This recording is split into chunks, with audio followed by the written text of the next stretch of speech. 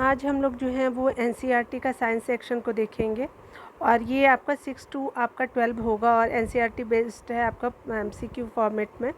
तो जितने भी हैं वो पाएंगे बीपीएससी के लिए बहुत इंपॉर्टेंट हो, इसको जल्दी जल्दी हम लोग ख़त्म करने का कोशिश करेंगे, ठीक है ना। तो आप देख भी लीजिए कि कौन से मैं एडिशन कराऊंगी।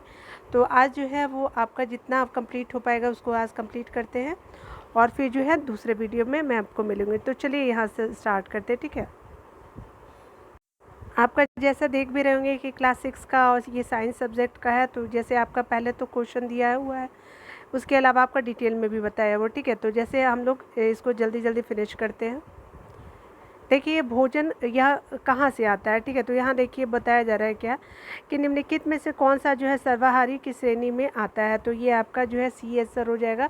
शाकाहारी और मांसाहारी दोनों जो है ये आपके सर्वाहारी के गुण होते हैं। डिटेल देख लीजिएगा आप। जो जंतु केवल जो है वो पादप खाते उन्हें शाकाहारी, और जो केवल जंतुओं को खाते उन्हें मांसाहारी कहते हैं, ठीक है, नॉनवेज खाने वाले को। जो जंतु आपका पादप और दूसरे प्राणी दोनों को खाते उन्हें सर्वाहारी कहते हैं, ठीक है। तो ये आपका हो गया। चलिए आगे देखते हैं। यहाँ पे बताया जा रहा है क्या कि मधुमक्खियाँ जो है वो फूलों से मकरंद एकत्र करके उसे भंडारित करती है, क्योंकि जो है वो यहाँ पे क्या है, तो यहाँ पे हो जाएगा आपका क्योंकि यह फूल, और आपका ए सही हो जाएगा। उनका मकरंद वर्ष में केवल कुछ ही समय ही आपका उपलब्ध होती है, इसलिए इसको भंडारित करती हैं, ठीक है, मधुमक्खियाँ। ये हो जाएगा। चलिए डिटेल देख लेते हैं। मधुमक्खियाँ जो है वो फूलों से मकरंद एकत्रित करती है और इसे अपने छत्ते में भंडारित करती है, क्योंकि फूल और उनका जो मकरंद वर्ष के आपका केवल कुछ समय में ही आपका उपलब्ध होते हैं। अतः मधुमक्खियाँ इस मकरंद का जो भंडारण कर लेती हैं ताकि पूरे वर्ष उनका उपयोग किया जा सके, ठीक है ना। चलिए आगे देख लेते हैं। यहाँ पे क्या बताया जा रहा है कि आपको बताना है कि इसमें से जो है वो आपका कौन कौन सा सत्य नहीं है, ठीक है। तो देख लेते हैं यहाँ पे जंतु एवं आपका जो पौधे एवं जंतु भोजन के प्रमुख स्रोत है, ठीक है। आगे देखते हैं। सभी पौधे को जो है जड़, तना और पुष्प और पत्तियों को खाया जाता है। कुछ पौधे के 2 या 2 से अधिक भाग खाने योग्य होते हैं। कौवा जो है एक मांसाहारी है। तो देख लेते हैं यहाँ कौन सही नहीं पूछा जा रहा है, ठीक है। तो चलिए यहाँ पे देख लेते हैं कौन सही नहीं है हमारा। तो यहाँ पे डी जो है वो सही नहीं है, ठीक है। तो देख लेते हैं क्या है यहाँ पे। तो 2 और 4 जो है आपका जो है सही नहीं है, ठीक है ना। 2 और 4 आपका, यानी कहने का मतलब कि आपका जो यहाँ पे बोला जा रहा है कि सभी पौधों की जड़ें, तना, पुष्प और पत्तियों को खाया जाता है, और आपका क्या है, तो कौवा एक मांसाहारी जीव है। तो ये सत्य नहीं है, ठीक है। तो 3 का क्या हो जाएगा, 2 और आपका 4 हो जाएगा, ठीक है ना। चलिए देख लेते हैं क्यों ये गलत हुए हैं।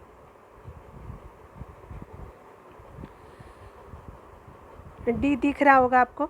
सभी पौधे की जो जड़, तना, पुष्प और पत्तियों का प्रयोग खाने में नहीं किया जा सकता, क्योंकि पौधे का कुछ विशेष हिस्सा ही आपको प्रयोग योग्य होता है।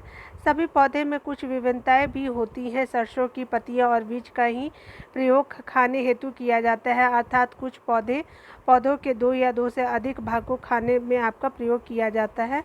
कौवा एक क्या है, सर्वाहारी जीव है, ठीक है। चलिए यहाँ पे आपको क्या बोला जा रहा है कि सही उत्तर का चयन कीजिए, ठीक है। शेर और बाघ शाकाहारी, उसके अलावा फल फूल गोभी, ठीक है, पालक फूल गोभी हो गया, दूध पनीर घी दही हो गया, सब्जियां हैं, सभी जंतु उत्पाद है, दूसरे जंतु को खाते हैं, पादप उत्पाद खाते हैं, ठीक है। तो देख लेते हैं यहाँ पे क्या है। तो यहाँ पे स्पेशली क्या हो जाएगा, तो आपका जो है वो बी सही हो जाएगा, ठीक है। आपका क्या ए बी सी और डी। यहाँ पे शेर और बाघ क्या है, दूसरे जंतु को खाते हैं, ठीक है। शाकाहारी पादप एवं पादप उत्पाद खाते हैं, बिल्कुल सही, ठीक है, ठीक है, ये हो जाएगा। फूल गोभी जो है आपका क्या है, एक सब्जी है, बिल्कुल सही। पालक और फूल गोभी। दूध और पनीर घी दही क्या है, तो आपका जंतु उत्पाद है, बिल्कुल सही, ठीक है। तो आपका क्या हो जाएगा, 3 4 1 2 हो जाएगा, ठीक है ना। तो ये यहाँ पे देख लीजिए बी हो जाएगा, ठीक है। देखते हैं यहाँ पे बताया जा रहा है कि शेर एवं बाघ दूसरे जंतु को खाते हैं। शाकाहारी पादप एवं पादप उत्पाद खाते हैं। पालक फूल गोभी सब्जियां हैं, और दूध पनीर घी और दही जो है आपका जंतु उत्पाद है, ठीक है। भोजन के घटक है, तो भोजन के घटक को देख लेते हैं। यहाँ पे आपको बताना है कि भोजन के घटक में आपका भोजन की आपका पोषक तत्वों में सम्मिलित है, कौन सा सम्मिलित है, तो ये आप देख सकते हैं खनिज, लवण, विटामिन, आपका आहारी रेशे या रुक्षांश। ठीक है, तो देख लीजिए यहाँ पे जो है कौन सम्मिलित है, तो बी हो जाएगा।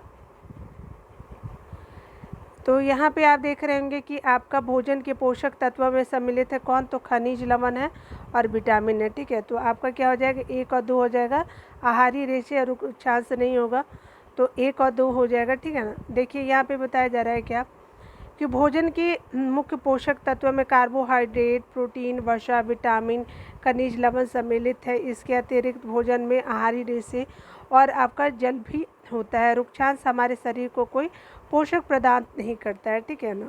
चलिए आगे देखिए, यहाँ पे बताया जा रहा है कि कौन सा आपको कथन सही है। ठीक है ना, यहाँ पे सही की बात की जा रही है, तो चलिए देख लेते हैं। यहाँ पे भोजन के विभिन्न पोषक तत्वों के संदर्भ में निम्नलिखित कथनों पर विचार कीजिए।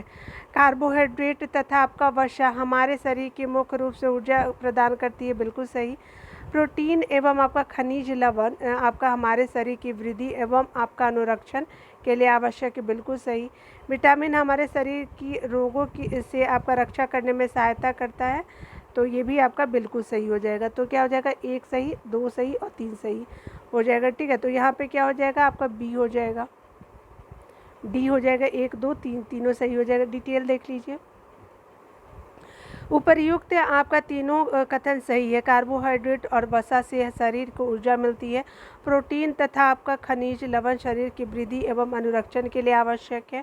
विटामिन हमारे शरीर को रोगों से रक्षा करने में सहायता देती है, और जबकि रुक्षांश जो है वो बिना पचे भोजन को बाहर निकालने में हमारे शरीर की क्या करती है, सहायता करता है। ठीक है, चलिए आगे बताया जा रहा है क्या कि आपको बताना है कि कार्बोहाइड्रेट के विभिन्न प्रकारों के संदर्भ में आपको निम्नलिखित पे विचार करना है। तो आपका जो है अमीनो अम्ल हो गया, मंड हो गया, शर्करा हो गया। पूछ रहा है कौन सा इसमें जो है वो कार्बोहाइड्रेट के प्रकार नहीं है। ठीक है, तो आपका अमीनो अम्ल जो है वो कार्बोहाइड्रेट के प्रकार नहीं है। ठीक है ना, तो आपका ए हो जाएगा। मंड हो गया और शर्करा जो होता है ये कार्बोहाइड्रेट के प्रकार जो है वो प्रकार है। ठीक है, तो यहाँ पे क्या हो जाएगा, अमीनो अम्ल जो है वो आपके जो है वो कार्बोहाइड्रेट के प्रकार नहीं है। ठीक है, मंड और आपका शर्करा है, तो इस तरह से ए हो जाएगा, क्योंकि जो नहीं है कार्बोहाइड्रेट वही पूछा है। तो अमीनो अम्ल जो है वो कार्बोहाइड्रेट नहीं, ए हो जाएगा। कार्बोहाइड्रेट आपका कई प्रकार के होते हैं। हमारे भोजन में पाए जाने वाले मुख्य कार्बोहाइड्रेट मंड तथा शर्करा के रूप में होते हैं। अमीनो अम्ल क्या होते हैं, प्रोटीन होते हैं। ठीक है ना, चलिए आगे देख लेते हैं। यहाँ पे बताया जा रहा है कि वसा भोजन का जो एक महत्वपूर्ण घटक है। वसा के संदर्भ में आपको निम्नलिखित तथ्यों पे विचार करना है। भोजन में वसा की अत्यधिक मात्रा जो होती है मोटापे का कारण होता है। ठीक है, वसा शरीर को ऊर्जा प्रदान करती है। वसा की तुलना में कार्बोहाइड्रेट की समान मात्रा से जो है हमें अधिक ऊर्जा प्राप्त होती है। तो चलिए देख लेते हैं। यहाँ पे आपको बताना है कि कौन सा जो सही नहीं है। तो एक और ए और बी जो है वो सही है पूछा जा रहा है। ठीक है, और तीसरा जो है सही नहीं, क्यों, तो क्योंकि आपका जो है वसा से आपका ज़्यादा मिलता है। ठीक है, ए और बी आपका सही है, परंतु 3 गलत है, क्योंकि कार्बोहाइड्रेट की तुलना में वसा की समान मात्रा से हमें जो है वो अधिक ऊर्जा प्राप्त होती है। कार्बोहाइड्रेट की नहीं, आपके वसा से सबसे ज़्यादा हो जाएगा, इसीलिए उल्टा लिख दिया था इन्होंने। ठीक है, आगे देखिए। यहाँ पे बताया जा रहा है क्या कि अगर यहाँ पे बात किया जा रहा है क्या कि पोषक तत्वों के अलावा जल भी आपको भोजन का हिस्सा होता है। इस रूप में जल के संदर्भ में निम्नलिखित कथनों पे आपको विचार कीजिए। ठीक है, आपके बताया जा रहा है कि कुछ सीमा तक शरीर के लिए जो है आवश्यक जल की पूर्ति खाद्य पदार्थों में उपस्थित जल से हो जाती है। अगला बताया जा रहा है कि जल भोजन में उपस्थित पोषकों को जो है अवशोषित करने और मूत्र और आपका पसीने के रूप में जो अपशिष्ट पदार्थों को शरीर से बाहर निकालने में सहायता करता है। तो ये भी बिल्कुल सही है। तो इस तरह से क्या हो जाएगा, आपका ए और 2 दोनों सही हो जाएगा। ठीक है, सी हो जाएगा। यहाँ पे देखिए बताया जा रहा है कि दोनों कथन सही है। सामान्यतः हमारे शरीर को जितने जल की आवश्यकता होती है वह हमें उन वस्तुओं से प्राप्त होती है जिन्हें हम द्रव के रूप में लेते हैं, जैसे कि जल, दूध और चाय इत्यादि। जल भोजन में उपस्थित आपका पोषकों को अवशोषित करने और आपका अपशिष्ट को शरीर से बाहर निकालने में क्या होता है, सहायक होता है। ठीक है, आगे देखते हैं। आगे बताया जा रहा है कि आपको बताना है कि कौन कौन सा आपका जो है वो आपका विटामिन और अभावजन्य है। तो आपका बेरी B1 हो जाएगा। ठीक है, उसके अलावा जो है वो देखते हैं कि सी हो जाएगा। रिकेट्स जो है आपका जो है वो डी से हो जाएगा, और दृष्टिहीनता आपका जो है क्या हो जाएगा कि आपका ए से हो जाएगा। तो ए बी सी डी आप देखेंगे तो ए का क्या हो जाएगा 3 हो जाएगा, बी का 1 हो जाएगा, और सी का क्या हो जाएगा 4 हो जाएगा, और आपका 2 हो जाएगा, ठीक है ना। तो आपका 3 1 4 2 हो जाएगा। 3 1 4 2 आपका पहले में दिया हुआ है।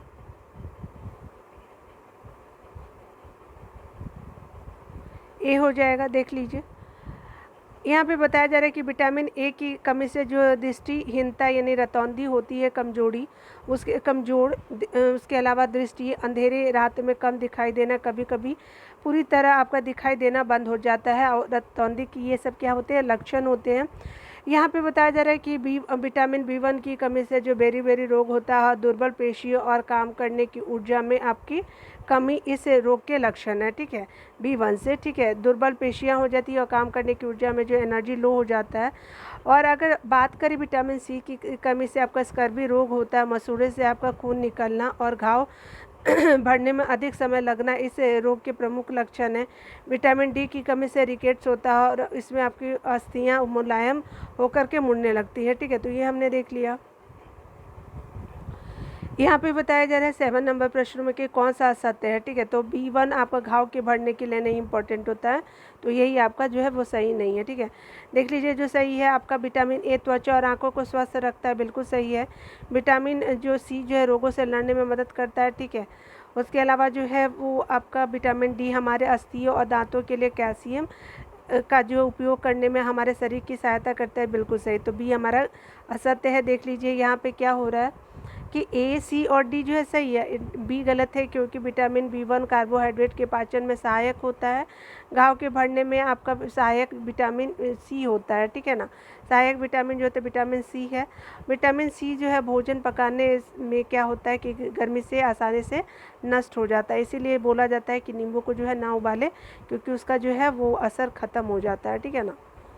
इसीलिए हमेशा उतार के उसको आग पे ज़्यादा देर तक नहीं उबालना चाहिए, उबालना ही नहीं चाहिए, ठीक है। देखिए यहाँ पे बताया जा रहा है कि आपको खनिज और अभाव आपका जन्य रोग बताना है। कैल्शियम 80 क्षय, आयोडीन घेंगा, और आपका लोहे से दंत क्षय होता है। तो देख लीजिए कौन सा सही सुमिलित है। तो आपका 1 और 2 सुमिलित है, क्योंकि आपका लोहे से आपका दंत क्षय नहीं होता है, ठीक है ना। यहाँ पे कैल्शियम जो 80 क्षय हो जाएगा, और आपका जो है आयोडीन घेंगा हो जाएगा। तो इस तरह से 1 और 2 आपका राइट होगा, ठीक है। आगे देखिए यहाँ पे बताया जा रहा है कि लंबी अवधि तक पोषकों के अभाव के कारण होने वाले रोग अभावजन्य रोग कहलाते हैं। कैल्शियम की कमी से जो अस्थि और दंत क्षय से आपका संबंधी विकार होता है, ठीक है। कैल्शियम की कमी से। आयोडीन की कमी से क्या होता है, घेंगा होता है, गर्दन की ग्रंथि का फूलना और बच्चों में मानसिक विकलांगता इनके प्रमुख लक्षण है, ठीक है। आगे जो है बताया जा रहा है लोहे की कमी से अरक्तता होती है, इस कारण जो है रोगी जो है वो कमजोरी का जो अनुभव करता है, ठीक है। मतलब ये आपका खून की कमी होती है, इससे लोहे की कमी से अरक्तता होती है, एनीमिया जिसको बोलते हैं, और इस कारण क्या होता है आपको कमजोरी अनुभव होता है। 9 नंबर प्रश्नों को देखिएगा। मानव शरीर में आपका धीमी वृद्धि निम्नलिखित में से किस कमी के कारण होता है धीमी वृद्धि? तो ये आपके प्रोटीन की कमी से होता है, तो बी हो जाएगा 9 का बी।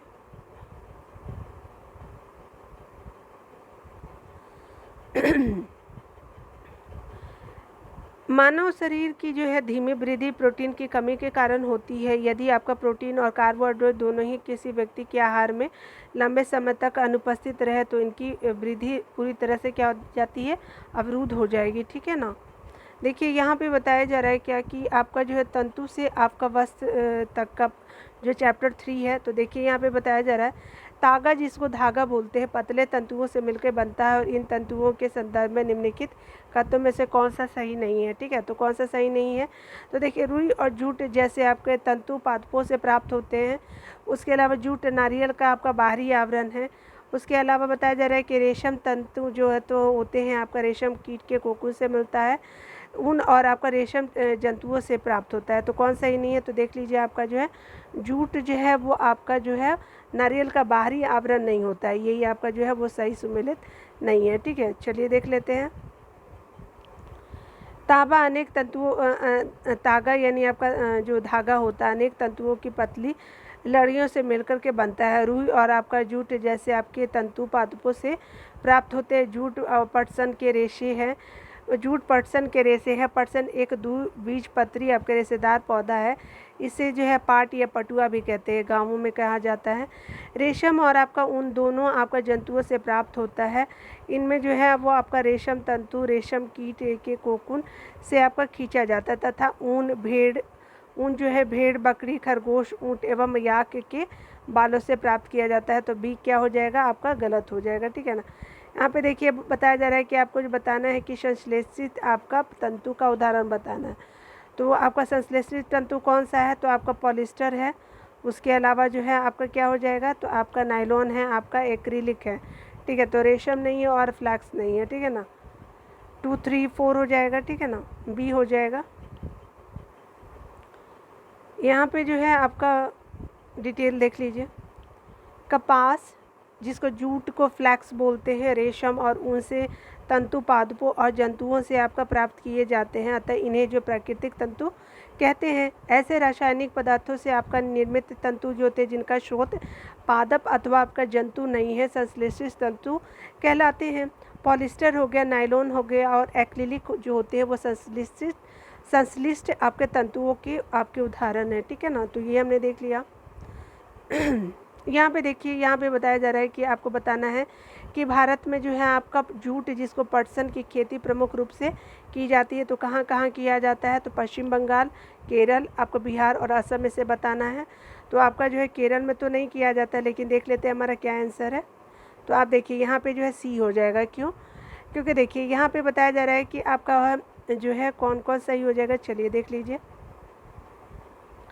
बिल्कुल सही है आपका जो है केरल में आपका नहीं है, तो केरल अगर एलिमिनेट कर पाते तो आपका पश्चिम बंगाल हो जाता और बिहार और आपका असम, ठीक है। चलिए यहाँ पे बताया जा रहा है कि भारत में जो है वो आपका पटसन की खेती वर्षा ऋतु में की जाती है। पटसन की खेती प्रमुख रूप से पश्चिम बंगाल, बिहार और असम में की जाती है, ठीक है ना। पटसन जूट पादप को जो पुष्पन अवस्था में काटते हैं, ठीक है। उसके अलावा जो है पटसन के तनों को कुछ दिनों तक जल में डुबोकर रखा जाता है। रेशे से तागा बनाने की प्रक्रिया को कताई कहते हैं, सही बताना है। तो देखिए यहाँ पे क्या है, 1, 2, 3 हो जाएगा, ठीक है ना। डी हो जाएगा। पटसन यानी जूट पादप को पुष्पन अवस्था में काटते हैं। पटसन के तनों को कुछ दिनों तक आपको जल में डुबो कर के रखते हैं। रेशे से तागा बनाने की प्रक्रिया को कटाई कहते हैं। 1, 2, 3 हो जाएगा। यहाँ पे बताया जा रहा है कि सामान्यतः जो है वो आपका पटसन पादप को जो पुष्पन अवस्था में काटते हैं। फसल कटाई के बाद जो है पादपों के तनों को कुछ दिनों तक जल में डुबाकर रखते हैं। जल में डुबाने से तने गल जाते हैं और पटसन तंतुओं को पृथक कर लिया जाता है।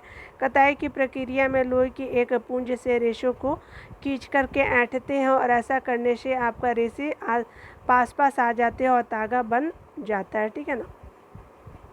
चलिए अब देखते हैं चैप्टर 4। चैप्टर 4 में क्या था, तो आपका है वस्तुओं के समूह बनाना, ठीक है। तो चलिए देखते हैं यहाँ पे क्या बोला जा रहा है कि कौन कौन जो है वो जल में विलय पूछा जा रहा है, ठीक है। तो चलिए ऑक्सीजन, आपका मिट्टी, तेल और सिरका और आपका नींबू से प्रश्न है। तो विलय कौन सा है, तो देखते हैं आपका क्या हो जाएगा कि आपका मिट्टी का तेल जो है विलय नहीं होता, ठीक है। इसको हटा करके आपका ऑक्सीजन, सिरका और नींबू का तेल हो जाएगा, सी हो जाएगा। यहाँ पे बताया जा रहा है कि कुछ पदार्थ या गैस जल में आपको पूर्णतः घुल जाते हैं। ऐसे पदार्थ जल में विलय पदार्थ या फिर आपका जो गैस कहलाते हैं। ऑक्सीजन, सिरका और आपका नींबू का जो रस जल में क्या होता है, विलय होता है, ठीक है। कुछ पादप जो है जल में विलय आपका जल में नहीं घुलते। ऐसे पदार्थ जो होते हैं जल में अविलय कहलाते हैं। और मिट्टी का जो तेल जल में क्या होता है, अविलय होता है, ठीक है। देखते नहीं ऊपर तैरता रहता है। यहाँ पे बताया जा रहा है कि कौन जो है ट्रांसलूसेंट है, पारदर्शी हो जाएगा। तो देख लीजिए यहाँ पे कौन जो है पारदर्शी हो जाएगा। यहाँ पे ए जो होगा बिल्कुल सही हो जाएगा, ठीक है। चलिए देख लेते हैं कौन ए ऑप्शन में क्या क्या है। यहाँ पे जो है आपका क्या हो जाएगा कि सिर्फ आपका 2 जो है वो आपका पारदर्शी हो जाएगा, यानी आपका तेल लगा आपका कागज़ होता है पारदर्शी हो जाएगा, जिसको ट्रांसलूसेंट बोलते हैं, ठीक है। गत्ते का डिब्बा, कांच और स्टील प्लेट नहीं होता। तो आपका सिर्फ बी सही है, 1 और 3, 4 गलत है, ठीक है ना। चलिए यहाँ देख लीजिए डिटेल में।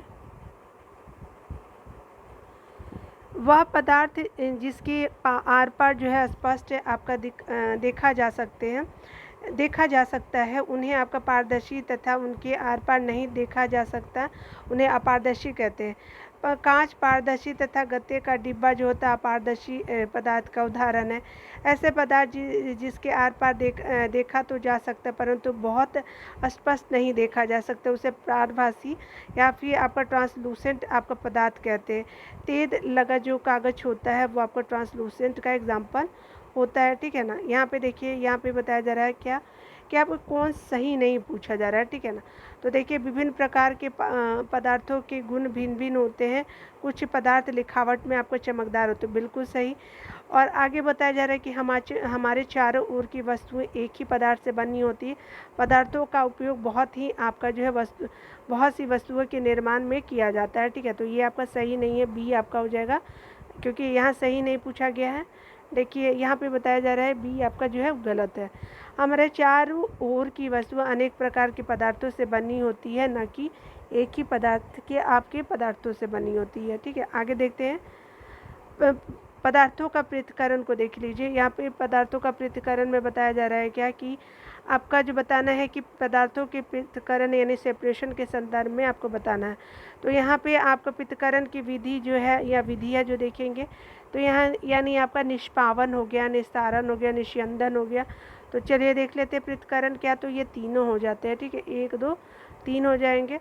देखिए, यहाँ पे बताया जा रहा है कि निष्पावन, निस्तारण, निस्यंदन तीनों ही आपका मिश्रणों से आपका अवयव के पृथक्करण की विधियाँ हैं। इसके अतिरिक्त हस्तचयन, चालन जिसको बोलते हैं, और साधन, थ्रेसिंग और आपका वाष्पन भी मिश्रणों से जो है आपका उसके अवयव के पृथक्करण की कुछ जो है अन्य विधियाँ, ठीक है। यानी आपका जो है अगर चालन देखिएगा, साधन और थ्रेसिंग, वाष्पन भी जो है मिश्रणों से उसके अवयवों के पृथक्करण की कुछ जो है वो अन्य विधियाँ हैं, ठीक है ना। यहाँ पे बताया जाए पृथक्करण की विधियों के प्रयोग के संदर्भ में आपका कौन सा जो सही नहीं है, ठीक है। किसी मिश्रण के कणों के अमाप में अंतर का उपयोग चालन तथा आपका निस्यंदन प्रक्रियाओं द्वारा पृथक्करण में किया जाता है। आगे बताया जाए रेत और जल के मिश्रण में जो है रेत की आपके भारी कण आपका तली में बैठ जाते हैं और आपका अवसादन की विधि द्वारा जल को उड़ेल कर पृथक किया जाता है, ठीक है। चलिए देख लेते हैं यहाँ पे हमारा क्या हुआ है। आगे बताया जा रहा है क्या कि द्रव और उसके अविलय पदार्थों के अवयवों को निस्यंदन की विधि द्वारा आपका पृथक किया जाता है। आगे है आपका वाष्पन की आपकी विधि का प्रयोग जो है वो द्रव्य में घुले हुए ठोस को जो है पृथक करने में किया जाता है। तो क्या हो जाएगा यहाँ पे, तो देखिए यहाँ पे क्या है, तो यहाँ पे सही नहीं है, ठीक है। तो यहाँ पे कौन सही नहीं है, तो रेत वाला सही नहीं है, ठीक है। तो देखिए, रेत और जल के आपके मिश्रण में जो है रेत के भारी कण जो है वो नली में आपका बैठ जाती है और अवसादन की विधि द्वारा जो जल को उड़ेलकर पृथक किया जाता है, ठीक है। तो बी हो जाएगा। चालन प्रक्रिया में चलनी यानी छन्नी का प्रयोग किया जाता है। इसमें मिश्रित अवयवों के बड़े कण को चाल कर अलग किया जाता है। आगे देखेंगे तो बताया जा रहा है कि अधिक महीन अशुद्धियों को छानने के लिए जो कपड़े अथवा फिल्टर पत्र का उपयोग करते हैं। इस प्रक्रिया को निस्यंदन कहते हैं। दोनों प्रक्रियाओं में आपका मिश्रणों के कणों के अमाप में अंतर का उपयोग किया जाता है। आगे बताया जा रहा है कि मिश्रण में आपका जो है जल मिलाने पर आपका भारी अवयवों के तली में बैठ जाने की आपके प्रक्रम को अवसादन कहते हैं। अवसादित मिश्रण को बिना हिलाए जो है वो जल को क्या किया जाता है कि मिट्टी सहित उड़ेलने की प्रक्रिया को निस्तारण कहते हैं। तो आपका बी गलत है, ठीक है। ये जो है आपका इसीलिए बी गलत है। द्रव्य से आपका घुले ठोस को अलग करने के लिए वाष्पन विधि का उपयोग किया जाता है। द्रव्य से ठोस को अलग करने के लिए किसी द्रव्य को वाष्प में आपका परिवर्तित करने की प्रक्रिया को वाष्पन कहते हैं, ठीक है। बिल्कुल सही हो जाएगा। आगे आपको देखेंगे यहाँ पे बताया जा रहा है कि आपको जो है वो जिस आपका विलयन में कोई पदार्थ एक सीमा के बाद और अधिक न घोला जा सके, ऐसे विलयन निम्नलिखित में से क्या कहलाता है, तो ये कहलाता है आपका संतृप्त विलयन, ठीक है। तो ए हो जाएगा। देखिए यहाँ पे बताया जा रहा है कि जिस विलयन में किसी पदार्थ की मात्रा एक सीमा से अधिक नहीं घोली जा सकती, उस पदार्थ को जो है संतृप्त विलयन कहते हैं। ठीक है, आगे देखते हैं। फ़ोन नंबर, किसी पदार्थ की विलयन को गर्म करने से उसकी विलेयता पर जो है निम्नलिखित में से क्या प्रभाव पड़ता है? तो ये बढ़ती है। ठीक है, गर्म करने पे क्या होता है? पदार्थ की विलेयता पर पड़ता है, बढ़ती है। देखिए विलयन का जो है वो तापमान बढ़ने पर उसकी विलेयता भी क्या होती है? बढ़ती है। ठीक है, चलिए आगे देख लेते हैं 6 नंबर को। हमारे चारों ओर के परिवर्तन को देख लेते हैं। ठीक है, तो यहाँ पे बताया जा रहा है क्या कि आपका जो चैप्टर 6 है, औजारों में जो है वो आपका लोहे के फलक में बने वलय में आपका लकड़ी का हत्था लगाने के लिए फलक के वलय वाले हिस्से को गर्म किया जाता है। गर्म आपका करने में वलय में निम्नलिखित में से क्या परिवर्तन होता है? ठीक है, तो देखिए यहाँ पे जो परिवर्तन होगा तो आपका बी सही हो जाएगा। ठीक है, चलिए बी देख लेते हैं। यहाँ पे बी सही है, इसका आकार बड़ा हो जाता है। ठीक है, यानी कहने का मतलब कि औजारों में आपका लोहे के फलक में बने वलय में लकड़ी का हाथा लगाने के लिए फलक के वलय वाले हिस्से को गर्म किया जाता है। गर्म करने से आपका वलय में निम्नलिखित में से परिवर्तन होता है, तो उसका आकार जो होता है बड़ा हो जाता है, बी हो जाएगा। यहाँ पे देखिए बताया जा रहा है क्या कि औजारों में आपका लोहे के फलक में एक वलय होता है जिसमें लकड़ी के हत्थे को फंसा दिया जाता है। साधारणतः इस वलय का आपका माप लकड़ी के हत्थे के आपके घेरे से थोड़ा छोटा होता है। हत्थे को जो है वलय में आपका फंसाने के लिए वलय को गर्म करते हैं जिससे उसका आकार बड़ा हो जाता है और यह फैल जाता है। आपका अब जो है हत्था आसानी से इसमें जड़ दिया जाता है और जब आपका वलय ठंडा हो जाता है तो सिकुड़ जाता है, जिससे आपका कि हत्था पर जो है कस जाता है। ठीक है, आगे इसी प्रकार के परिवर्तन का उपयोग जो है बैलगाड़ी के आपके लकड़ी के पहिए पर लोहे के रिम को कसने के लिए भी किया जाता है। यहाँ पे देखिए बताया जा रहा है क्या कि अगर आप देखेंगे यहाँ पे आपको बताना है कि आपको कौन सा सही है। ठीक है, तो आपका कागज़ का जलना, दूध का जलना, उसके अलावा आपका नमक का पानी में घुलना और ये कुम्हार द्वारा आपका कुम्हार द्वारा मिट्टी के ढेर को बर्तन में परिवर्तित करना, तो कौन आपका जो है रिवर्स्ड हो जाता है। ठीक है, तो आप देख लीजिए यहाँ पे कौन रिवर्स्ड होता है, तो आपका 3 और 4 ही रिवर्स्ड होता है। क्यों? क्योंकि देखिए दूध का दही में अब तो दूध नहीं बन सकता, कागज़ अगर जल जाएगा तो कागज़ तो नहीं रहेगा, तो इस तरह से नमक का पानी में जो है वो घुलना जो होता है, फिर आप देखेंगे तो फिर नमक भी मिल सकता है, तो 3 और 4 हो जाएगा। मिट्टी का बर्तन जो है मिट्टी को फिर से आप यूज़ कर सकते हैं। ठीक है, तो मिट्टी वाले बर्तन में इस तरह का होता है, तो इस तरह से डी हो जाएगा। कुछ परिवर्तनों को उत्क्रमित किया जा सकता है तथा कुछ को जो है वो नहीं। ठीक है, कागज़ का जलना, दूध का बनना, ये आपका परिवर्तन उत्क्रमित नहीं किया जा सकते, जबकि नमक का पानी में घुलना और कुम्हार द्वारा आपका मिट्टी के ढेर को जो बर्तन में बदलना उत्क्रमित किए जा सकने वाले परिवर्तन है, परंतु कुम्हार द्वारा मिट्टी के बर्तनों को भट्टी में सेकने के बाद जो है परिवर्तन को उत्क्रमित नहीं किया जा सकता। जैसे आपका लाल हो गया ना तो नहीं कर सकते, लेकिन जब तक वो अगर मिट्टी तक की है, ठीक है, तो क्या होता है कि वो आप फिर रिटर्न कर सकते हैं, लेकिन आप अगर मान लीजिए घड़ा हो गया तो नहीं आप कर सकते। ठीक है ना, चलिए यहाँ पे बताया जा रहा है कि पौधों को जानिए। यहाँ पे आपको बताना है कि कौन सा जो है वो आपका सही है। ठीक है, तो यहाँ पे सही की बात की जा रही है, सही नहीं है। ठीक है ना, तो पुष्प के विभिन्न आपका भागों में आपका कौन सा सुमेलित नहीं है। ठीक है, तो ये क्या है, तो मूलांकुर जो है सम्मिलित नहीं है, तो 5 केवल हो जाएगा। यह बाह्य दल होता है, पुष्प के भागों में पंखुड़ी होता है, स्त्री केसर होता है, पुंकेसर, मूला केसर नहीं होता है। ठीक है ना, तो चलिए देख लेते हैं यहाँ पे क्या बताया जा रहा है कि बाह्य दल जिसको पंखुड़ी, बाह्य दल, पंखुड़ी, पुंकेसर, स्त्री केसर पुष्प के विभिन्न भाग हैं। परागकोश और तंतु पुंकेसर के भाग है, जबकि वर्तिका, वर्तिकाग्र, अंडाशय और बीजांड स्त्री केसर के भाग है। बीज के जमने के समय जो भाग मूलज या फिर मूलांकुर से निकलता है उसे क्या कहते हैं, जड़ कहते हैं, अतः मूलांकुर बीज से संबंधित है। ठीक है, चलिए आगे देखते हैं।